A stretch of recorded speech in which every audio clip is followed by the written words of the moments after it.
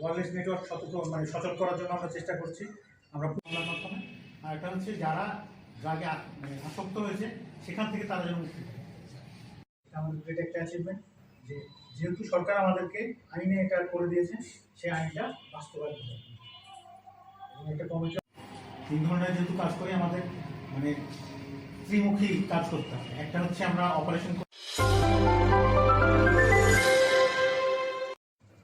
এবং দেখা গেল একটা অভিযানে আমাদের যিনি টিম লিডার ছিলেন উনি 3-4 সেকেন্ডে 2টা ভিডিও করছেন।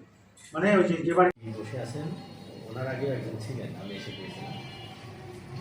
তো স্যার আমাদের বর্তমান এখানে 2বার আসি স্যার, 2বারে এত বড় দেখি নাই স্যার। কিছুদিন আগে